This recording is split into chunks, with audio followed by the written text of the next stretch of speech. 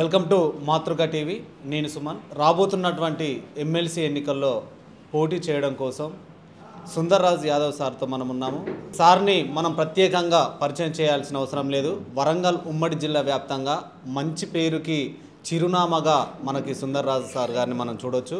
1993వ సంవత్సరంలో మాస్టర్జీ విద్యా సంస్థలను ఏర్పాటు చేసి విద్యార్థులకి ఉన్నతమైన శిఖరాలు చేర్చడం కోసం విద్యార్థులు పాఠ్య పుస్తకంలో కాదు అనుభవపూర్వకంగానే ఎక్కువ జ్ఞానాన్ని సంపాదించుకుంటారు అనే సిద్ధాంతాన్ని ప్రాక్టికల్గా చూపిస్తూ విద్యార్థుల్లో ఉన్నటువంటి అసమానతలని సామాజిక రుగ్మతలని రూపుమాపుటలో తన వంతు సామాజిక బాధ్యతగా అనేక సామాజిక అంశాలపైన సుపరిచితుడుగా టీచర్స్ అందరికీ అలాగే ప్రజలందరికీ కూడా తెలిసిన వ్యక్తి, మంచి పేరుగా, అలాగే గతంలో కూడా చైర్మన్గా కూడా పనిచేసి వరంగల్ కూడా చైర్మన్గా పనిచేసి మచ్చలేనటువంటి ప్రజానాయకుడిగా కూడా పేరు తెచ్చుకున్న విషయం కూడా మనందరికీ తెలిసిందే. అయితే అటువంటి గొప్ప మంచి పేరున్నటువంటి సుందర్రాజ్ యాదవ్ సార్తో మనం ఉన్నాం.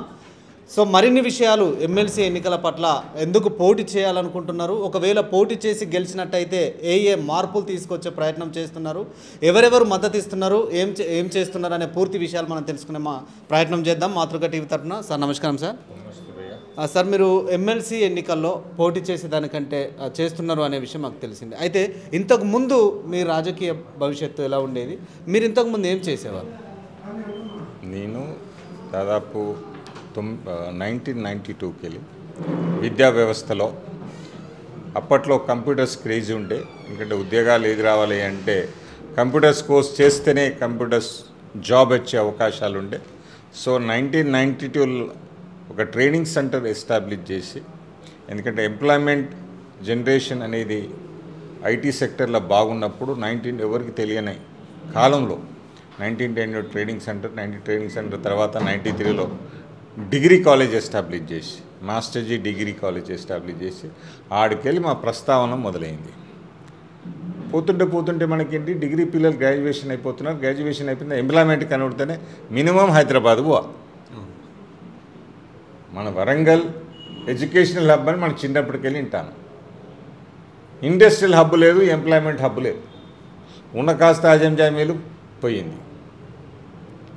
సో వరంగల్లో ఎంప్లాయ్మెంట్ క్రియేటింగ్ అంటే స్కూల్ కాలేజీలు టీచర్లు జాబులు తప్పడిచ్చి ఒక ఇండస్ట్రీ వచ్చి ఒక ఐటీ ఇండస్ట్రీ అనేది తర్వాత 2000లో స్టార్ట్ అయింది దాదాపు ఆల్మోస్ట్. కానీ అది కూడా 2014 తర్వాత కొన్ని ఐటీ ఇండస్ట్రీలు వచ్చింది. ఎంతైతే రావాల్సిన ఎంతవరకు అందవలసిన మన డిగ్రీలను ప్రొడ్యూస్ చేస్తున్నాం.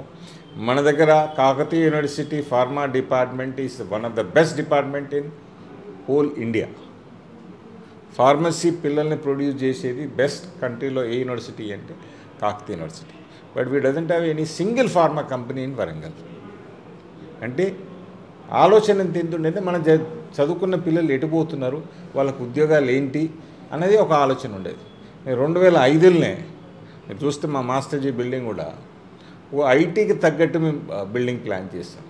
అప్పుడున్న STPIలో వర్క్ చేసే వాళ్ళు చెప్పారు, ఆ జమానాల సత్యం కంప్యూటర్స్ వరంగల్లో ఎస్టాబ్లిష్ చేయాలి విత్ 5000 సీటర్ అన్న. 2005లో 5000 సీటర్తో ఎస్టాబ్లిష్ అయి ఉంటే ఇవాళ 5 లక్షల మంది ఐటీ ఎంప్లాయీస్ ఉన్నారు. ఇక్కడ కలకలలాడు, ఫ్యామిలీస్ హ్యాపీగా ఉండరు, పిల్లగాళ్ళ ఉద్యోగాలు వచ్చి హ్యాపీగా ఉండు, సిటీ పెరుగుతుంది. ఇవాళ హైదరాబాద్ గ్రోత్ రేట్ చూసుకుంటే enormous growth rate, because there is an employment is there. ఇక్కడ మనకు ఎంప్లాయ్మెంట్ లేక ఇబ్బందులు పడుతున్నారు. అందుకే దాని రూపంలో తెలంగాణ ఉద్యమంలో అప్పుడు నిధులు ఉద్యోగాలు అనేది మనం బాగా ముందుకు తీసుకెళ్ళాం. మన పిల్లలకు ఉద్యోగాలు రావట్లేదు, మన రైతులకు నీళ్ళు అందట్లేదు. ఇవన్నీ దృష్టిలో పెట్టుకుని అప్పుడు తెలంగాణ మూమెంట్లో ఎడ్యుకేషన్లో చురుగ్గా పాల్గొని విద్యార్థులందరినీ ఏకం చేసి బలంగా ఉద్యమం నడిపిన రోజులు ఆ రోజులు. 2014 ఉద్యమాలు ఇచ్చిన తర్వాత కూడా అనుకున్నంత స్థాయిలో ఆ 10 ఏళ్ళలో మనం చేరలేకపోయాం. అప్పట్లో నేను 2-3 సార్లు గ్రాడ్యుయేట్ ఎమ్మెల్సీకి 3 సార్లు ట్రై చేసాను. 3 సార్లు పార్టీ ఇస్తామని చెప్పి లాస్ట్కు ఇంకోరికి ఇవ్వడం జరిగింది. ఆ రోజు మీ గ్రాడ్యుయేట్ ఎమ్మెల్సీలో ఎందుకు దిగారంటే to create employment over year, ఒక స్కిల్ డెవలప్మెంట్ సెంటర్ తయారు చేయాలి. ఎందుకంటే భారతదేశంలో ఉన్నది అంటే 33% యూత్ అవైలబుల్ ఉన్నది. ప్రపంచంలో ఏ దేశం దగ్గర యువత అవైలబుల్ లేదు, ఓన్లీ భారతదేశంలో ఉన్నారు. కానీ వాళ్ళని సరియైన మార్గంలో ఇచ్చి సరియైన స్కిల్స్ వాళ్ళకి డెవలప్ చేస్తుంటే ప్రపంచంలో ఉద్యోగాలన్నింటినీ భారతదేశం చేతిలోకి తీసుకునే అవకాశం ఉంది. తర్వాత ఇవాళ టీచర్ ఎమ్మెల్సీకి రావడానికి కారణం ఏంటంటే మాకు టీచర్లతోని స్టూడెంట్స్తోనే సంబంధాలు ఉంటాయి. సో టీచర్ల పరిస్థితి కూడా చూసినాం. ఇటు ప్రైవేట్ సెక్టర్, ఇటు government sector. Teacher is teacher, ఇది రెండిద్దరు చేసే పని మాత్రం ఒకటే. ఆబ్జెక్టివ్ అయితే పిల్లల్ని బాబీ పౌరులను తయారు చేయాలి దేశానికి అనేది ఒకటే. కానీ ఇద్దరికి అందే వేతనాలలో చాలా డిఫరెన్స్ ఉన్నది. ఇవాళ గవర్నమెంట్ సెక్టరే చూస్తే డిపార్ట్మెంట్కి డిఫరెన్స్ ఉంటుంది. ఎగ్జామ్ ఒకటే డిఎస్సి ఎగ్జామ్లే తీసుకుంటారు, కానీ సెలక్షన్ ఏమవుతారు పంచాయతీరాజ్ టీచర్స్ అంటే జెడ్పీలో పడేస్తారు.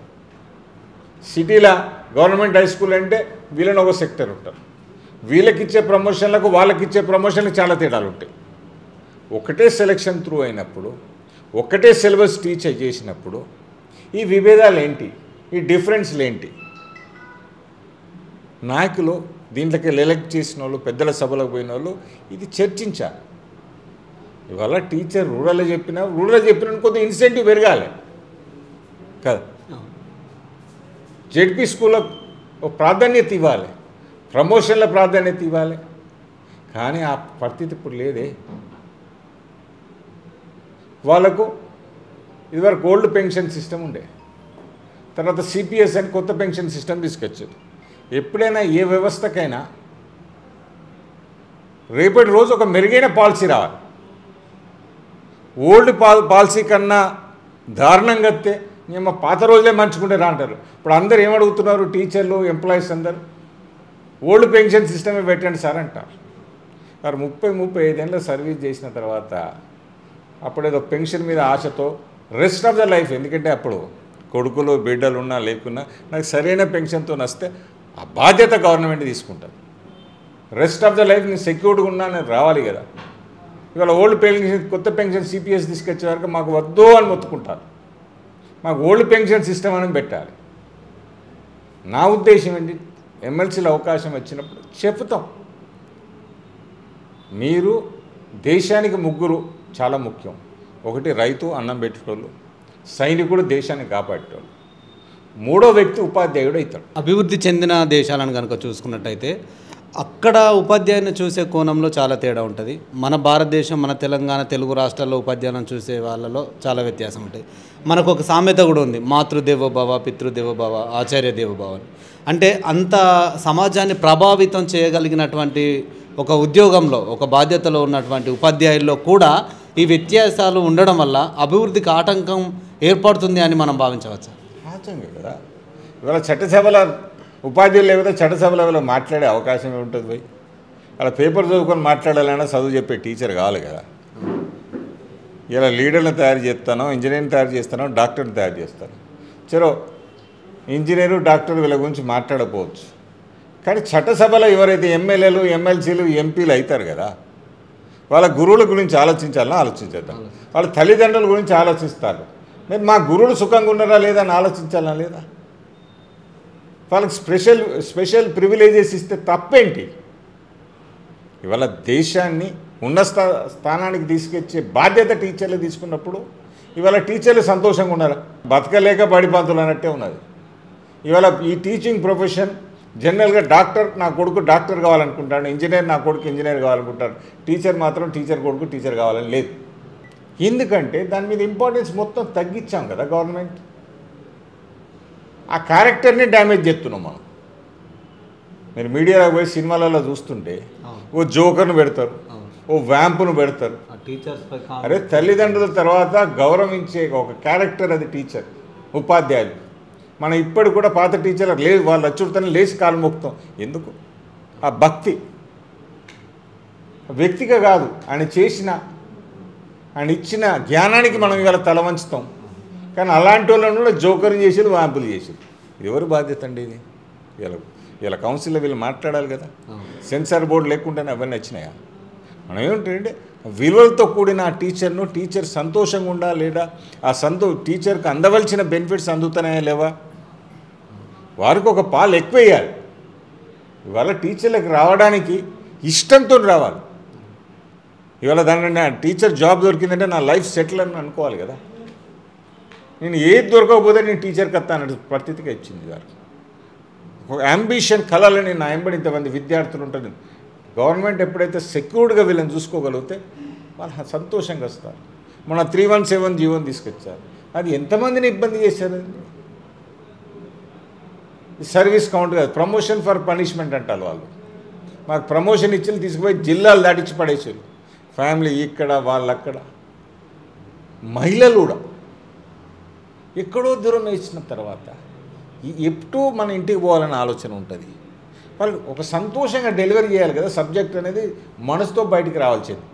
వేరే ఇంజనీరింగ్ సెక్షన్ గిడికి స్లాబ్ కట్టు బాబు, గిడికలు కట్టు అంటే కట్టగలుగుతుంది. దానికి ఏం అవసరం లేదు. కానీ ఎప్పుడైతే విద్యార్థులతో మనం ఆ అర్ధగంట 45 మినిట్స్ మనం క్లాస్ తీసుకునేటప్పుడు మన మనసు మంచిగా ఉండి మన మైండ్ కరెక్ట్గా కాన్సన్ట్రేషన్ ఉంటే బయటికి మంచి డెలివరీ చేస్తాం. లేకపోతే ఆటోమేటిక్గా చిరాకు ఉంటే పిల్లల మీద చిరాకు చూపిస్తాం, తెలియకుండానే మనకు చిరాకు వస్తుంది.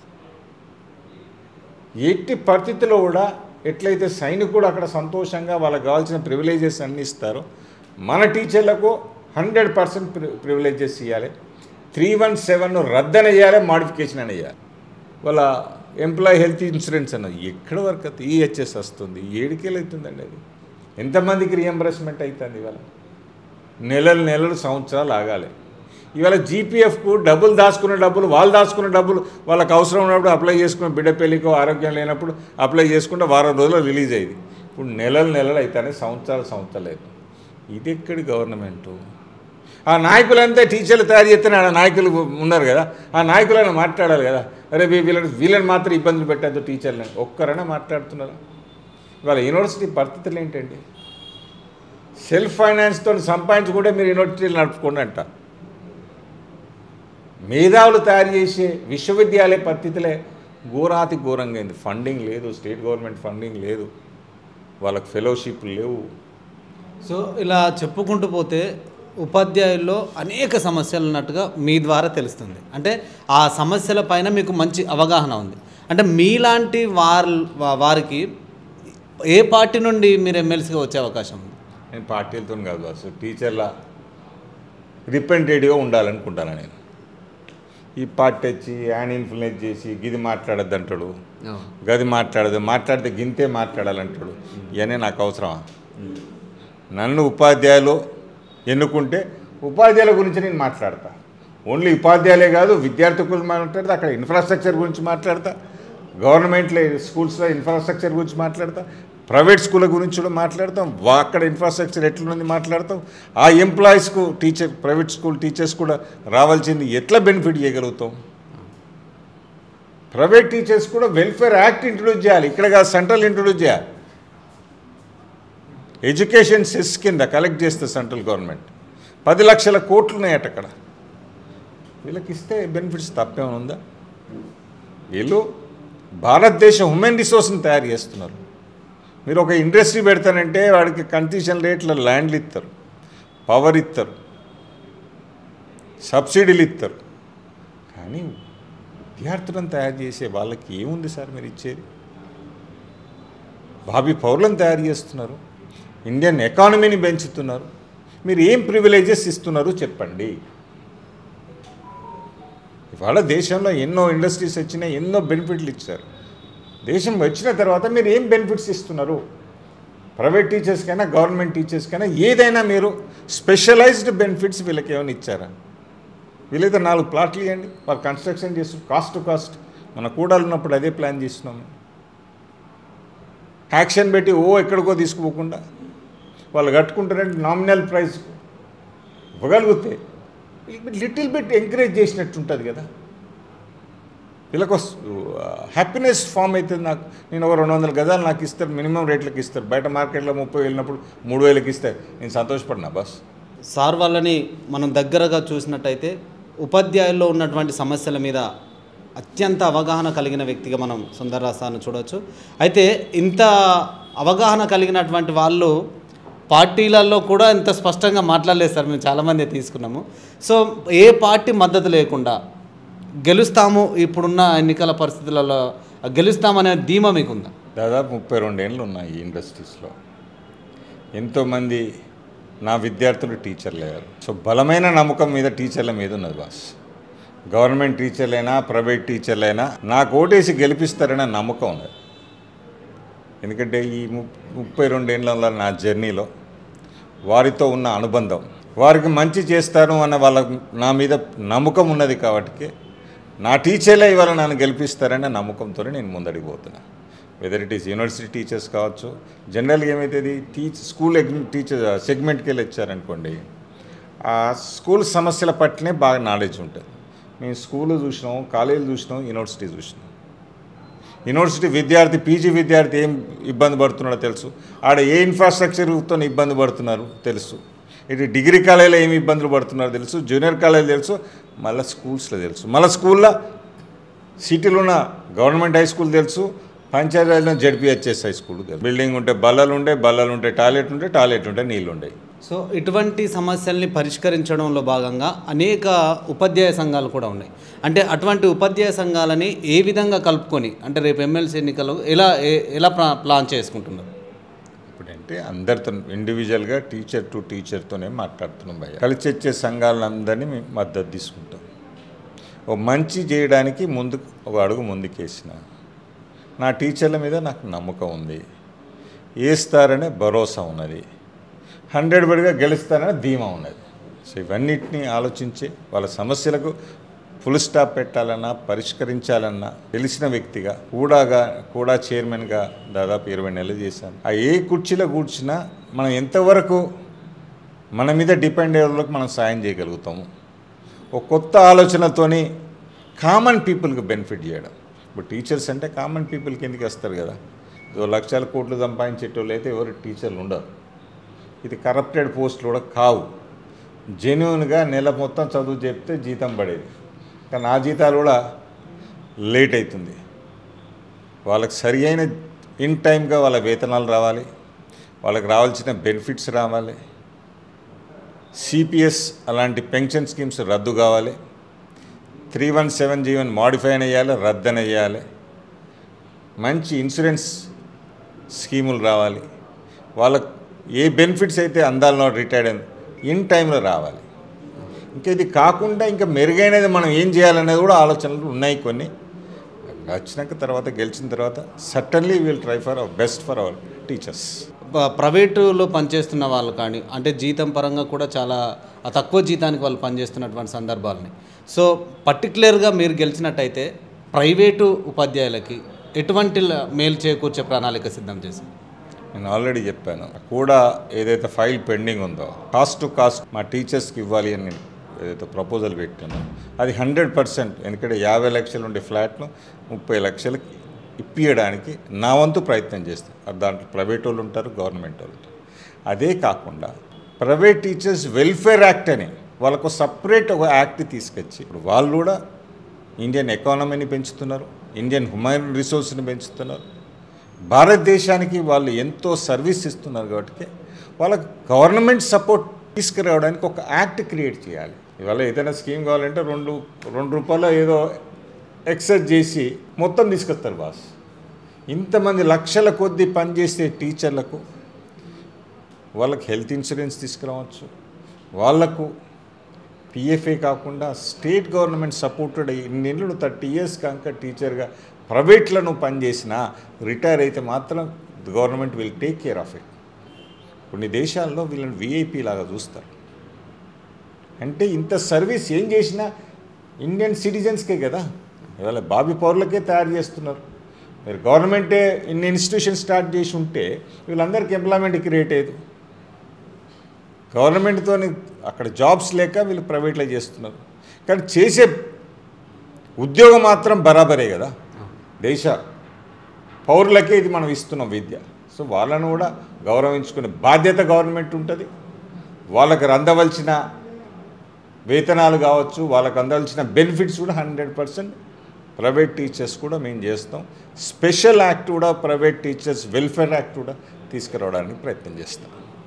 సో ఇది తనని ఎమ్మెల్సీగా టీచర్స్ ఎమ్మెల్సీగా గెలిపించినట్టయితే ఆ టీచర్స్కు ఉన్నటువంటి అన్ని సమస్యలపై అవగాహన ఉంది కాబట్టి, అలాగే మరొక విషయం ఏంటంటే ఏదైనా రాజకీయ పార్టీ నుండి చేసినట్టయితే కాస్త హద్దులో మాట్లాడాల్సి వస్తుంది. కానీ స్వతంత్రంగా చేయడం వల్ల అవకాశం ఉన్నంత వరకు న్యాయం చేకూర్చే విధంగా ఉపాధ్యాయుల యొక్క సమస్యల్ని పరిష్కరించడానికి అహర్నిశలు శ్రమిస్తానని, ముఖ్యంగా ప్రభుత్వ ప్రైవేటు ఇద్దరిని కూడా, ఈ 2 టీచర్లని కూడా కంటికి రెప్పలా కాపాడుకొని వారిని అన్ని విధాలా ఆదుకునే ప్రయత్నం చేస్తున్నానని, అలాగే ఈ ఉపాధ్యాయుల్లో ఉన్నటువంటి ప్రజా సంఘాలని అన్నింటినీ కలుపుకొని తాను మంచితనంతో తను గతంలో పరిశీలించినా కూడా ఇప్పుడు ప్రజెంట్ అయినా కూడా ఏ విధంగా మంచి మనసుతో అందరికీ మంచి చేకూర్చాలనే మానవతా దృక్పథంతో అందరినీ కలుపుకొని ఖచ్చితంగా వరంగల్లో ఎమ్మెల్సీ అభ్యర్థిగా గెలుపొంది తీరుతానని మనకి సుందర్రాజ్ సార్ మనకి తెలియజేశారు. కెమెరామ్యాన్ అజయ్తో సుమన్, వరంగల్, మాతృక టీవీ.